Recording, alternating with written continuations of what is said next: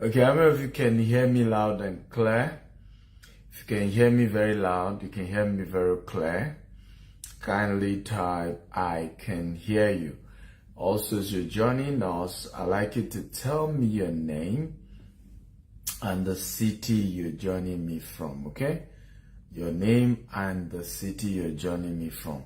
I want to welcome every one of you to the part 2 of 5 most profitable real estate investment opportunity.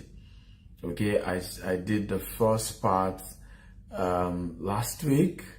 I honestly couldn't get the time to finish it, but today I'm going to finish it. I'll also do a recap of what I shared last week, but more importantly, I encourage you to figure it out on my YouTube. You'll be able to find the full part 2 and you can watch it, take your time to watch it, and you will learn so much. You will learn so much. I always share over and over again, do not invest in any business until you have invested in the knowledge of the business.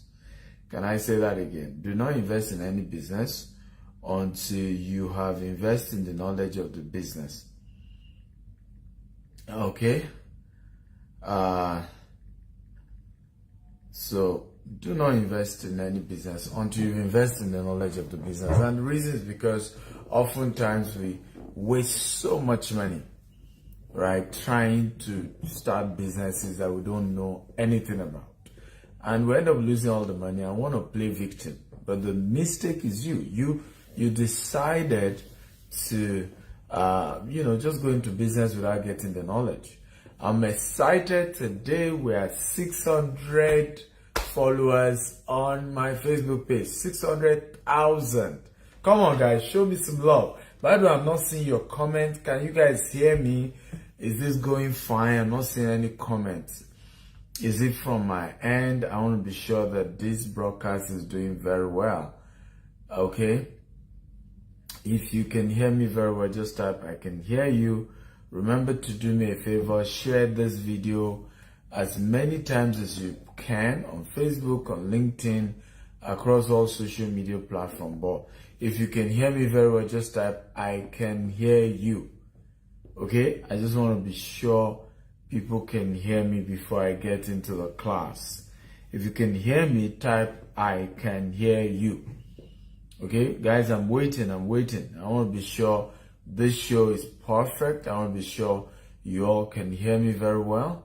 Okay, good. So I can see Mayomi Williams or I can see Augusta Ezemba. How are you today? Thank you, everyone. Thank you. Remember, as you're joining, tell me your name, tell me the city you're joining me from, and share this video. We're only having 16 people, and that's what's getting me worried. I hope I didn't press something wrong. Okay, I will be sure something's not wrong with this broadcast. So what did I share? 5 the most profitable real estate opportunity, most profitable real estate investment opportunity. So I shared about property flipping, basically this is one of the most profitable real estate investment opportunity because you make your money quick, and sometimes you can make your money huge if you understand the principle and the process of doing real estate flipping. In the part 1, I also talked about buy to rent. This is a process where you buy a property, and the ultimate goal is not to live in the property. The ultimate goal is to rent it out and get what we call cash flow, rental income from people who will just be paying you rent on a consistent basis. Okay? And this is one of the most profitable real estate investment you can do. Again, I encourage all of you who didn't watch the part 1 to go watch it. Number 3 opportunity I shared about short let or short stay. I said this is a global game changer. We saw Airbnb take over the world as the largest real estate company without even owning any company. Why? because the technology and the concept was just fantastic, which is that, hey, people want to live in a house and not in an hotel. They want to be able to cook. They want to be able to, just have like they're in their own house. And this concept is, okay, if you own a house, if it's too big enough, you can share with a stranger who is just visiting that particular city. Or you can totally decide not to even, you can have a 5-bedroom and furnish the entire 5 and make the living room common and rent it out to 5 people, right? So this concept it's viral now, even though there are certain cities that regulate it or ban it, but short lease is one of the biggest way to make good money when it comes to real estate, okay? And then the last one I shared in part 1 was fractional real estate investment. Everybody, some of you help me type the 4? First one is property flipping. Somebody type property flipping. Number 2 is buy to rent. Everybody, come on, help me type buy to rent. I love an engaging class. I love that you comment. I love that you engage me. And remember to share this video as many times as you can. And then number 3, I want you to help me type it. Number 3 is short let. That's number 3. And then number 4 is fractional real estate. Number 4 is fractional real estate that I shared in part 1. I would say fractional real estate is an opportunity whereby instead of one person buying a whole house, and in the case where you don't even have the money to buy the house, okay, why not just decide to own a fraction of that house? And this concept started with fractional shares. Before now, you must buy a whole share of Tesla or a whole share of Amazon or a whole share of Google. That technology came and now you can own a fraction. So let's assume Google shares $1,000. With $50, you own a fraction of $1,000 full Google share, right? And as the shares increase, you also continue to get your own fraction of the dividend, okay? And this concept has also come into real estate, where I don't have money to pay for a $100,000 house or a $500,000 house. But you guess what? I can put in a 10,000, I can put in a 20,000, I can put in a 50,000 into a particular house, an existing house. And whether it's being rented out, I get a portion. So if it was 5 of us, okay, we eventually get, the total amount of rental income divided into 5, and I get a portion. So it means 5 of us own that one house. It could be 10 of us that own that one house. It could be 20 of us that own a fraction. So each of us own a fraction that forms a whole one. And this concept also involves even in land. In some cases for land, it's not physically shown you, but what happened is that ultimately in future, there will be a maturity period for it. The developers sell the land, they give everybody returns. Or the developer calculate the growth on the land, right? The growth on that property and keep giving you a portion of that. There are always ways around fractional real estate investment. Have you learned something, guys? If you've learned, type I've learned. So today I'm going to be adding 2 more. So instead of teaching you 5, it will now be 6. So I'll add the final one to make it 5. I'll give you a bonus. So are you ready for me? If you're ready, type I'm ready. Come on, guys, talk to Dr. Steven. If you're ready, type I'm ready. So want to go to 2 more today. Profitable real estate opportunity, okay, out there for you to make good money for yourself. And I love this one I'm going to be starting with today, and that is called property brokerage. Everybody type property brokerage. Another word is being a property agent. Now, the word is used interchangeably depending on the country you live in. Now, in some countries, to be a property broker, there's a whole lot of license to it. In fact, in some countries, to even be a property agent, there's also some form of license to it, okay? However, either way, whether you're an agent or you're a broker, what it simply means is that you are the middleman between the buyer and the seller. And this is one of the biggest ways to raise capital. For those of you who don't have cash to start real estate, you want to start as a property broker. Okay? Because what it does for you, it gives you the opportunity to start without having to put in capital, having to put in a lot of money. So people always ask me, Dr. Stephen, I'm going to real estate, but I don't have money. What do I do? Start as a broker. Start as a property agent. But be faithful at it, understand your products, and understand the rudiments of being successful at this. So, I'll give you a couple of tips on how to become a successful property broker. First of all, let me start by letting you know that I've done almost $1 billion in property sales since I started. I've done almost $1 billion in property sales, and for me, the secret that I've used to sell property heavy are the things I want to share with you tonight. Are you ready for me? If you're ready, type I'm ready, I'm ready, I'm ready. I need your energy, I need your excitement. Come on, show some excitement, guys. Are you ready? If you're ready, type I'm ready, I'm ready, I'm ready, I'm ready, I'm ready. Remember to share this video as many times as you can on Facebook, on WhatsApp, on LinkedIn, across all social media platforms. Get everybody in here. Okay? Involve everyone possible. Okay? Everyone possible. Just involve everyone possible. Okay? Share. Just get this to go viral. We must get people to learn and get opportunity to be well exposed on how to build wealth through real estate. Okay, so number one secret to being successful as a property broker or as a property agent is called product knowledge. Everybody say product knowledge. So I've seen situations where people want to do real estate, but they just don't know the product. They just don't have a good understanding of what they're selling. They're just interested in commission. Give me my money. Give me my money. It's only in Nigeria. It's so unfortunate, right? That it's in Nigeria that you will have vendors, right, call you scammer.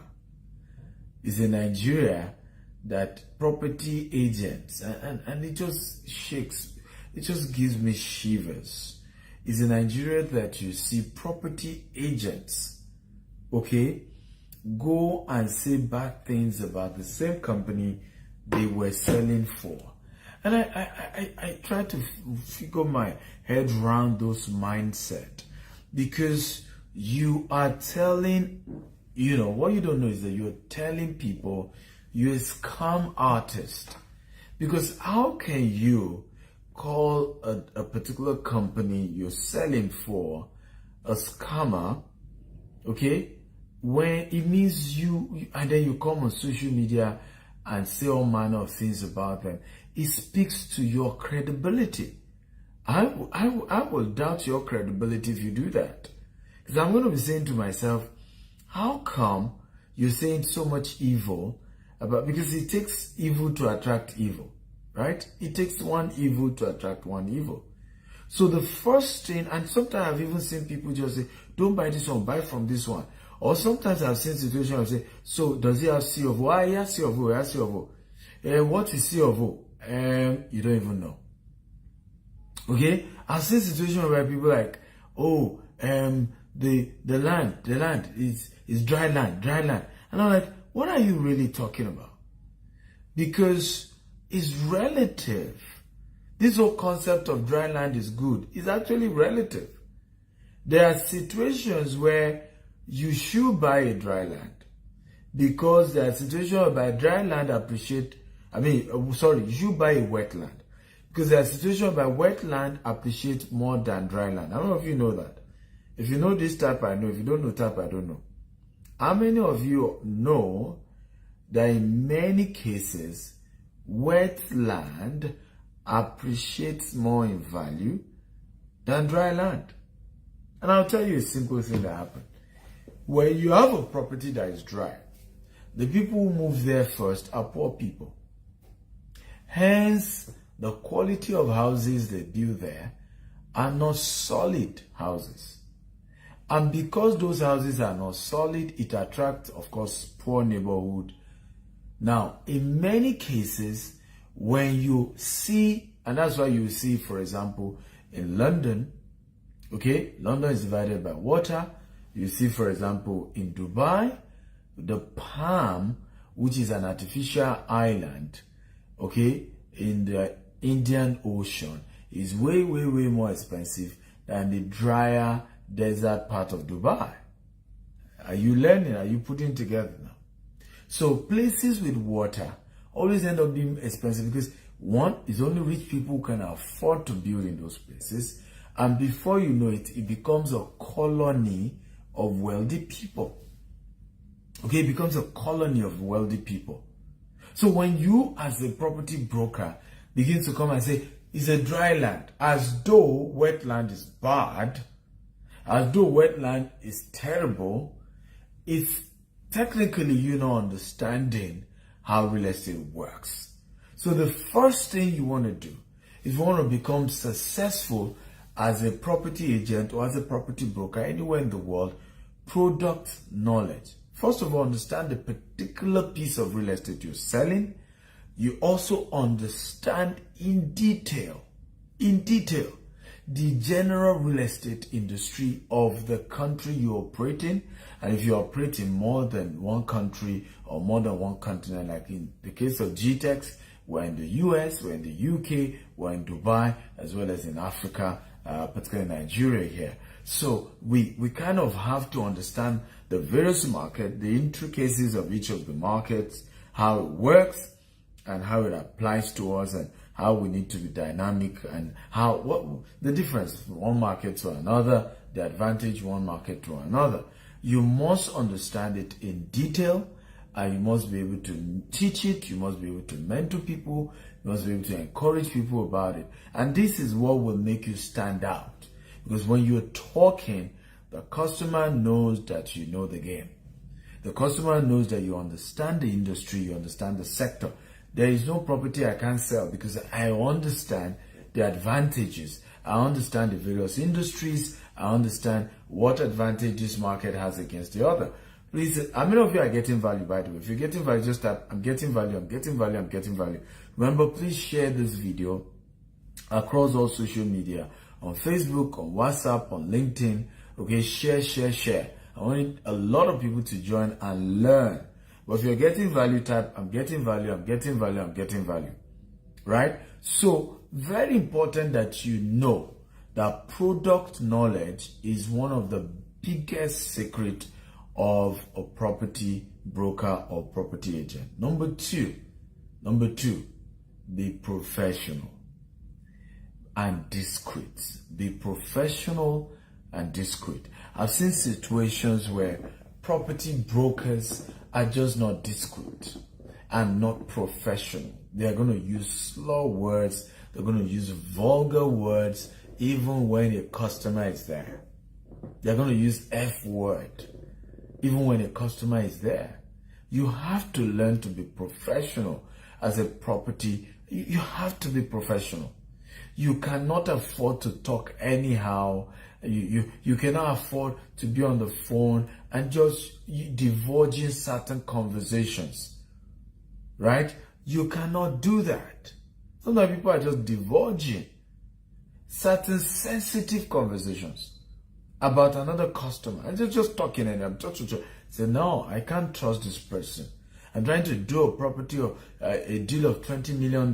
This guy is going to tell the whole world that I was the one that bought this property of 20 million, and maybe I want to be discreet. Now, there are certain customers who don't mind you to talk about them.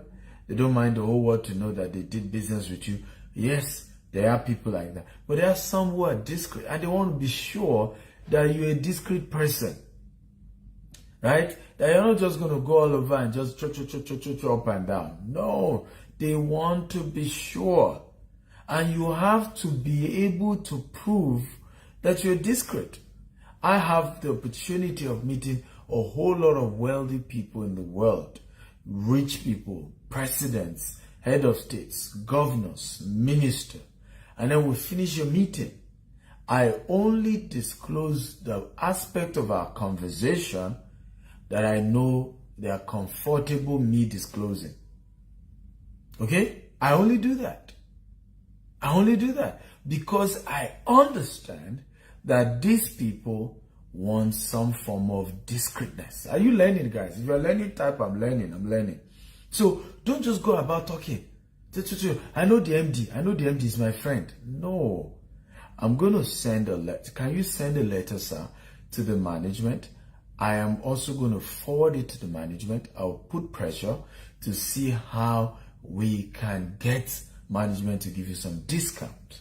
I have a good relationship with the leadership of this company. You see how you are talking professional. The MD, me and him went to school. Is it Jide Arolo is the name. I will just call him now. It's my friend. Hello, Jide. That is not showing professionalism. You don't even have courtesy for the whole MD CEO of the company you sell for. Maybe because you went to the same school, maybe because you are from the same family. You are not just poised and courteous with your words, with your approach. You will lose deals. Number 3, way to become a very good property broker or agent. Are you learning, guys? If you're learning, type I'm learning. I want to hear your view, guys. I want to be sure I'm giving you value and you're learning something good from me. Okay? Number 3, and this is very, very important. Your dressing will determine the way you be addressed. Your dressing is very, very important. And I call that packaging. Everybody type packaging. You must package yourself as a property agent or a property broker like you know exactly what you're doing. I've seen situations, dangerous situations, where you will see somebody telling people to come and buy a property worth $10 million and they just dress so rascal. They dress so informal and they were going for a viewing. Okay? No, don't do that. I don't even care. Your guests may dress informal. You dress formal. Except they say otherwise. Dress formal. I've seen situations where people tell me they sell property worth $10 million and I check their social media page and they are busy with a glass of alcohol, smoking. And they want me to do a business of $10 million with them. Let me tell you this. Even the biggest smoker and the biggest drinker is not going to do business with you. Right? Because you just understand that you don't understand that you are formal, you're doing business. There's a social life, there's a business life. Right? And when we're doing business, you be as formal. If the client now says, relax, I don't want people who are formal, then you can be informal with them. But you just carry yourself from day one. You just be as formal as you can, right? Except they ask you not to be. Because we're talking about money here. We're talking about business here. So your social media, some of you need to know how to go and do a digital picture where you're dressing. You should go and do a photo shoot. I just did a photo shoot today with my family. You should do one photo shoot a year. Some people do more than once a year, right? You dress up looking good, professional, like somebody who is worth more than $10 million. Let me say this, and you write this down.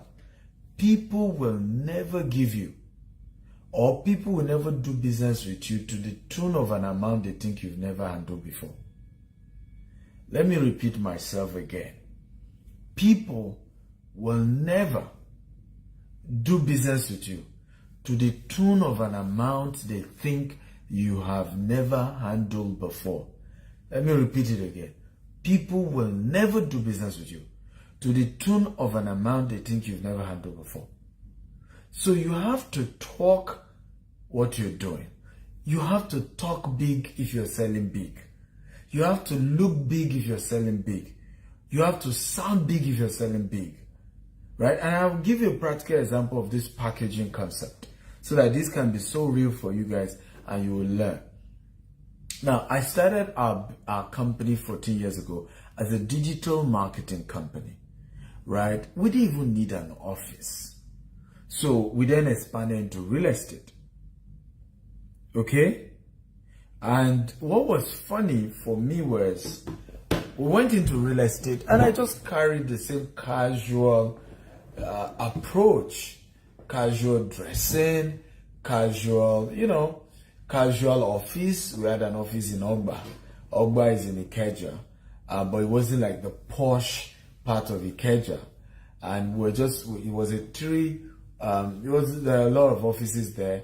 It was a 5-bedroom, funny enough, but it was a 3-story building. There was no elevator. And when in fact, many people complain, panting, getting to our office. I didn't know all those things matter for real estate. It was good for digital marketing. When we were doing digital marketing, nobody accused me of anything. Nobody was worried. I just noticed when we move into real estate, right? People would do business with us and they were just worried. They would just be calling. They were just not comfortable. They just had trust issues. And I didn't know. I was discussing this with a friend and said, you are not getting it. Your packaging is not matching up with the real estate you're doing. And I was like, we're in the city center. Ogba is city. When you leave our office, you're in front of the Ogba market practically. And I was saying, he said, no, you need to move to posh neighborhoods. You need to move to areas that are a lot more developed. Okay? You need to move. And he said, why not move to Omole? Omole is not too far from Ogba, right? So he advised that we should move to Omole. And it was tough because, again, in Ogba, I think the renters at that time was a little bit less than 2 million Nigerian naira for 5-bedroom. Now, to move to Omole, it was, as at that time, about 6 million. You can see how big it was just too wide. Well, I tried it, and that was the change of our business. In fact, we had a client who was shouting. He didn't believe us. We were scammers. The guy was based in the US. He traveled down, and thank God we had then moved to Omole. As soon as he got to our new office, he said, oh, I didn't know you guys are this big. Can you give me the receipt to my land? I don't need the refund again. Just by seeing a more, prestigious office in a good location. So apparently, his fear all this while was just about packaging. So we're selling something big, we're selling something very expensive, but the ambience of our office, the ambience of what we're doing just did not match. I didn't even know this. So when I teach you this, it's very key. And that's why even in Dubai, our office is in Sheikh Zayed Road, right? And the ambience is good. It cost us over $1 million dirhams to set up our office in Dubai. Because now I understand that if I'm going to have people spend millions of dollars with me, right, buying property from me in Dubai, the same thing I learned from a Nigerian business I was doing in Dubai, I must be in an office that is in a good location and the ambience is just so good enough to convince my customers they can do business with me, and that their resources is safe with me, and I'm connecting them with a credible company. Are you guys learning today? If you're learning, are you excited? Just type, I'm excited, I'm excited, I'm excited. Remember to share this video as many times as you can. Share. Hit the share button, and get everybody in here. And then, are you ready for the last part of the 5 profitable real estate investment opportunities? This is the bonus part. So I'm giving you one more to make it 6. If you're ready, type, I am ready, I am ready. Number 6, okay, which is bonus. Anyway, it's called land banking. Everybody type land banking. Okay, everybody type land banking. Come on, type land banking. So land banking is simply the process of aggregation of land for the purpose of investment or development. It simply means you buy land, you leave it for a while, you just keep it there, and then after a while, you sell it when the price is way higher, or after a while, you develop it into housing units and you sell or you rent it out. Either way, land banking is one of the most profitable ways to build wealth. And land banking is also one of the easiest way, right, for people who don't have a lot of money to go get into real estate. Because basically when you're doing land banking, you're buying more of the outskirts, okay, suburb, sometimes the soon to develop, the potentially going to develop area. Look at what's happening, guys. Somebody sent me a message this morning, okay, I said, congratulations, Dr. Stephen. I just saw in the news that the federal government has approved the international airport in Lekki Ekpe. And the person said, you've been saying this for a while, and some people didn't believe it was going to happen. Now it has happened. By just that announcement, property value in Lekki Ekpe axis has just gone up. Up. Are we learning at all? It's just gone up. Just by announcement of the airport. They've not, even without putting a stone, by just the announcement, property value has gone up. And that's land banking. Basically, there are three phases to land banking. There's the undeveloped land. This is where you're just buying bare land. There's nothing about it. There's the pre-developed land. This is a situation where they probably have just announced they'll put an airport, they'll put a free trade zone, they'll put a refinery in that axis. That's pre-developed. It's not been done yet, but it's been announced. Now, there's been planning, you want to rush in. Then there's the developed. The developed is usually when everything's now been built, everything has now been done. So you want to make sure when you're doing real land banking, you invest when it is what? When it's underdeveloped. Okay? That's when you want to, because you will buy the land at a cheaper price at that point, and when it's fully developed, you sell it at a way a lot more money. And that's just simple. It's a simple process, but it can be complex and you can lose money. And I would tell you a few things to look out for when you want to do land banking. Are you ready? If you're ready, type, I'm ready, I'm ready, I'm ready. Come on, guys, talk to me. If you're ready, type, I'm ready, I'm ready, I'm ready. A couple of things to look out for to be able to identify the right location for land banking. Okay? What are the things to look out for? Okay? To identify, okay, this is a good location for land banking. What are the things to look out for? Number one, and this is probably the most important of all, it's called town planning. Everybody type town planning. Come on, everybody type town planning. Now, I've seen a lot of people make this mistake, and it's been the major reason why people lose when it comes to land banking. You went to buy a land that does not have a proper planning. When we do land banking, what we are really investing in is the town planning. Because it's the town planning that gives hope, okay, that property is going to end up good. It's the town planning that we're leveraging on. It's the structure, it's the good road, it's the fence, it's the infrastructure. So how do you know a property does not have a town plan? I'll give you a few ones. Number one, they will not have a layout.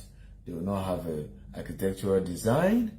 They will not have a development levy. Now, hear this. Some of you will struggle with this. How many of you here hate development levy when it comes to buying land? In fact, you tell people, I hope there's no hidden charges. How many of you hate development levy when it comes to buying a land? If you hate it, type, I hate it, I hate it. Come on, talk to me, guys.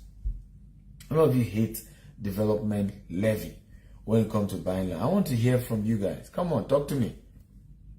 Development levy, estate levy, in some part of the world they call it tax, right? Estate tax. How many of you hate it? You just don't like it. You just wonder that some of these things don't make sense. Let me tell you this. If you're buying a property and they do not include the development levy, you should run.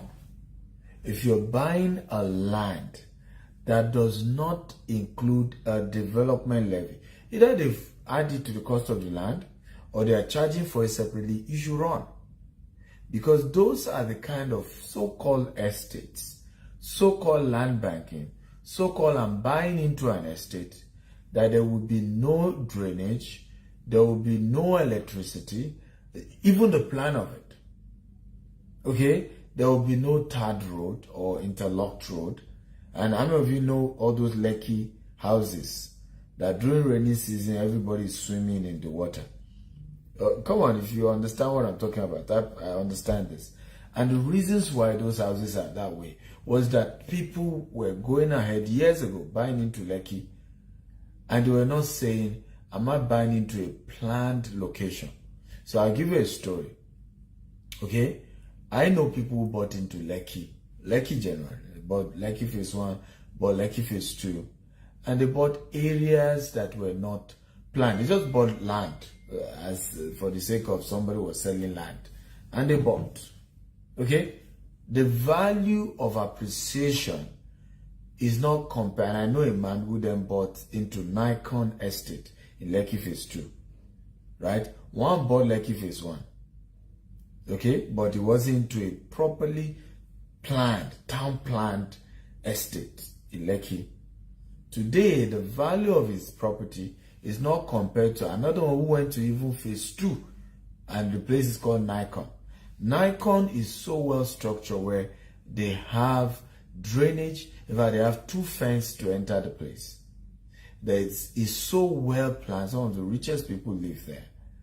And guess what happened? He bought the Nikon land years ago. Oh, this is now 18 years ago. He bought it for just 12 million naira. Right? 15 million naira. Yeah. 15 million naira. No. Yeah, I think it's 15 million naira. He bought it for 15 million naira. As at the day I went there with him, you can go to my YouTube channel, you're going to see this video.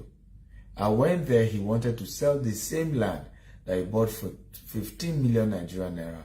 That same land, he was now selling for 220 million. Everybody typed from 15 million to 220 million. And the timeline was 12 years. Yes, at that time it was 12 years. Now I think it will be 15 years ago. Okay? No. Sorry, I'm mixing it. It was 12 million for the land, and then it was 15 years ago he bought the land. That's at that time. So from 12 million to 220 million. Why did he get that level of return? He didn't just get that level of return because he bought in the right location, which is of course true, right? He bought it way ahead, 15 years before that time. And Lekki was a good location. A lot of people were moving to Lekki because Victoria Island land was finished and it was more expensive for people to get property in Victoria Island. And so people were moving to Lekki. Yes, but why he got even way more was because where he bought had town planning. Does this make sense at all? And so wealthiest of the wealthiest are the ones who could afford to live in those areas, who want to live in those areas. And a lot of other places in Lekki were always flooded, were not planned well, did not have good infrastructure, and so they didn't appreciate well. So I always tell people, don't be penny wise and pound foolish. Don't buy property and just because you needed to pay. In fact, there are cases where the cost of infrastructure will be more than the cost of the land. Because land varies, land value varies, depends on location. But the cost of construction remains the same across locations. For example, the cost of construction in Lagos State, Nigeria is the same with Ibadan. Cement is the same. Block is relatively the same. The cost of gas is the same. Does that make sense? Are we learning at all? Same thing in Dubai. The cost of cement across Dubai, whether you're buying the cement in Dera or you're buying in the cement in Ajman or you're buying the cement in Sheikh Zayed Road, is the same cost across Dubai. But the land prices differs. So there are times where people are like, oh, how come development cost is even more than the cost of land? That tells you people who are planning. That tells you are buying from an estate that has a brain. They've planned this thing. They figured out. And look, listen. When this my friend bought that land for 12 million 15 years ago, the whole place was waterlogged. They've not even done anything. But those people he bought from said, this is the vision. We're going to do a proper estate. We're going to put infrastructure. We have a plan. And he bought into the plan. Now, as at that time, hear this. Other people were selling the same Lekki Phase 2 for 2 million naira. But he went ahead and paid 12 million. Are you learning now?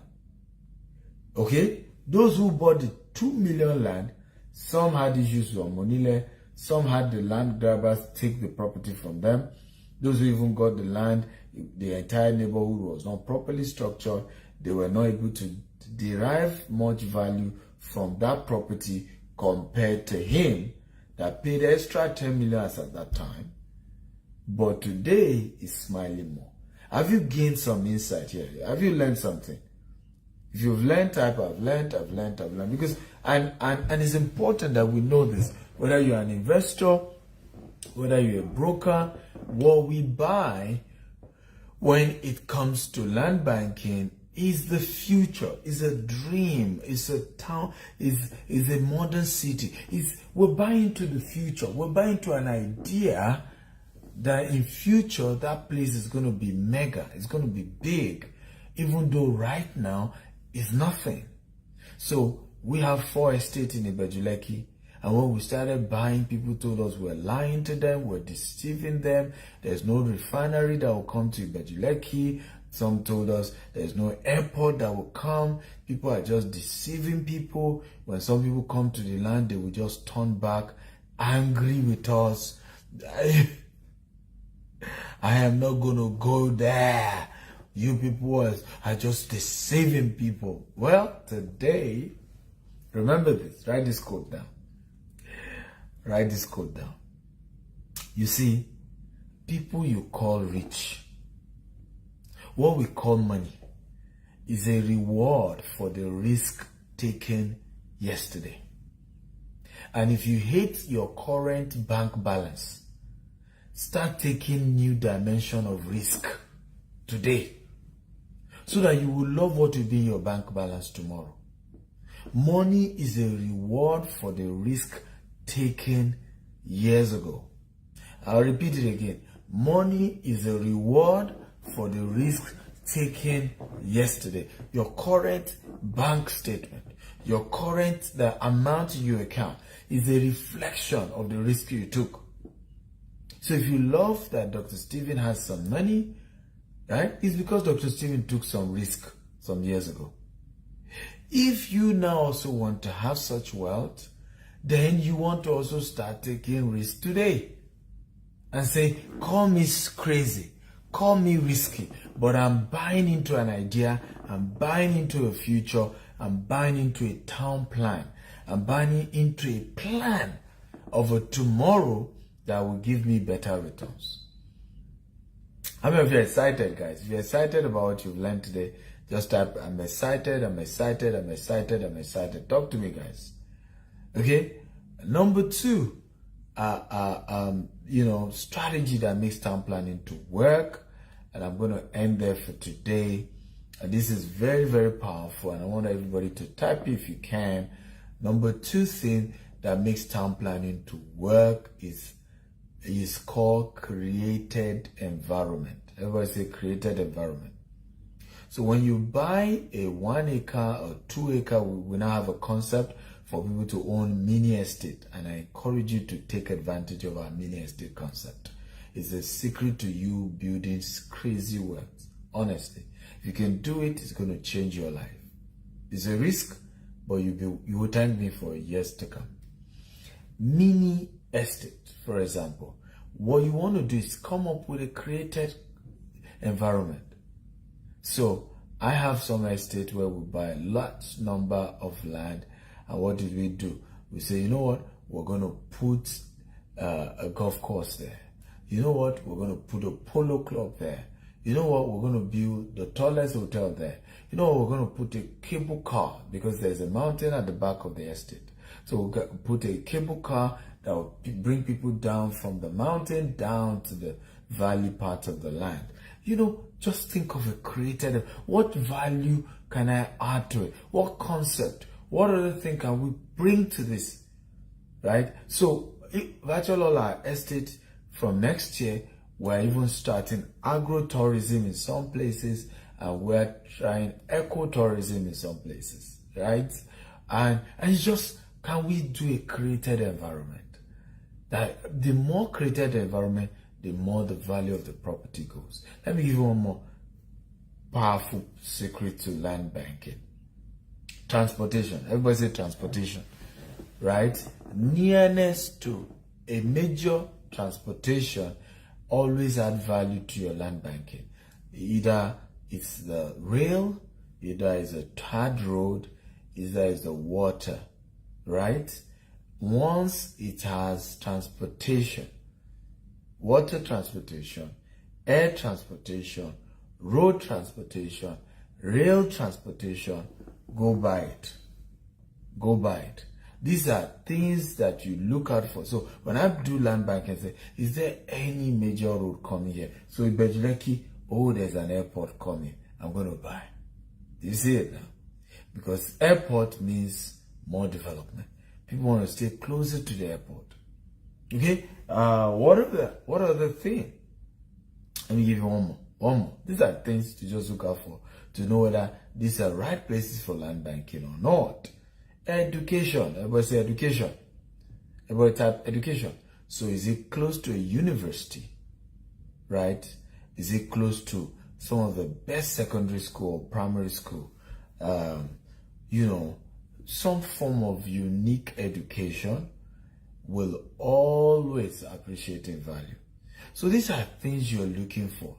Educational facilities, educational programs, you know, university, secondary school that is different, you know, that is unique.